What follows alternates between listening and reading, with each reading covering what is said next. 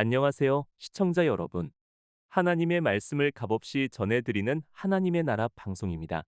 오늘은 여러분들과 함께 하나님의 형상에 대한 말씀을 나누고자 합니다. 대다수 교인들은 하나님을 뵌 적이 없기 때문에 하나님이 어떤 형상으로 존재하는지 잘 모르고 있습니다. 그러다 보니 아버지와 아들과 성령 등 여러 형상으로 하나님이 존재한다고 하거나 남자와 여자 두 분으로 존재한다는 사이비적 교리들을 만들고 있습니다. 하나님의 형상에 대한 부분은 창세기 1장에서 찾아볼 수 있는데 하나님이 남자와 여자를 당신의 형상대로 창조하셨다고 기록하셨기 때문에 이를 문자적으로 해석하는 사람들은 남자와 여자 하나님도 존재한다고 주장하는 것입니다. 그러나 여러분도 잘 아시듯이 성경은 문자적으로 해석하는 것이 아니라 신령한 것은 신령한 것으로 분별을 해야 한다는 성경의 말씀처럼 영적으로 해석을 해야 정확한 해답을 얻게 되는 것입니다. 창세기의 내용을 자세히 보면 하나님은 남자와 여자를 동시에 창조하신 것이 아니라 당신의 형상대로 남자, 즉 아담을 먼저 창조하시고 이후에 아담의 갈비뼈를 빼내서 아담의 형상대로 하와를 창조하셨습니다. 따라서 바울은 고린도전서 11장 7절에서 남자만 하나님의 형상이고 여자는 남자의 형상이라고 하였습니다. 또한 남자는 하나님의 영광을 위하여 하나님의 형상대로 창조된 것이고 여자는 남자의 영광을 위하여 남자의 형상대로 창조된 것이라고 하였습니다. 여러분도 잘 아시는 바와 같이 하나님의 형상대로 창조된 남자, 즉 아담은 예수님을 표상하고 있습니다. 따라서 예수님은 인간이 아닌 하나님의 형상대로 나타난 것이고 고린도후서 4장 4절에서는 예수님을 가리켜 하나님의 형상이라고 증거하고 있습니다. 그렇다면 하와는 누구를 표상한 걸까요? 맞습니다.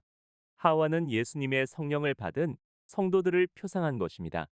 갈라디아서 4장 19절을 보면 그리스도의 형상대로 성도들이 창조가 되어야 한다고 성경은 증거하고 있습니다.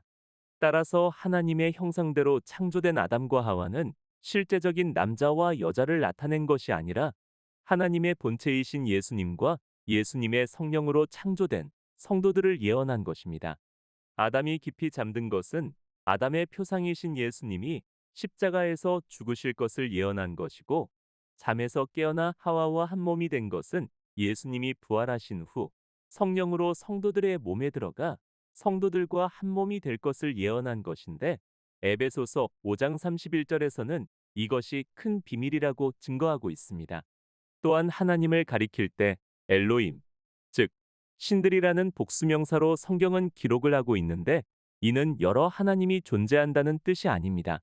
여러분 생각해 보십시오. 하나님이 신이라면 신의 아들들은 사람일까요? 아니면 신일까요? 당연히 신과 같은 존재입니다.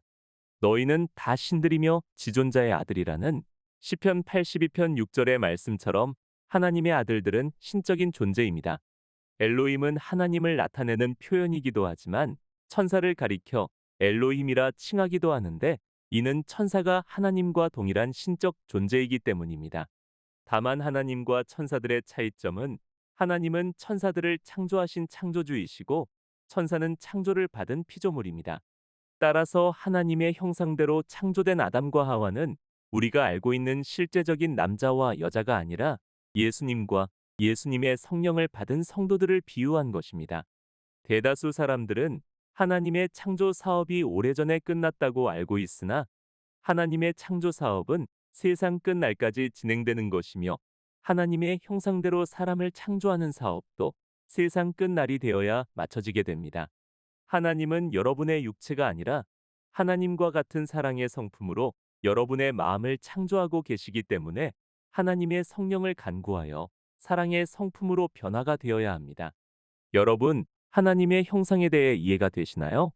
하나님의 형상대로 나타나신 분은 예수님이시기 때문에 하나님은 여러 형상으로 존재하거나 여자와 같은 형상으로 계시는 것이 아니라 남자라는 단 하나의 형상으로만 존재하십니다.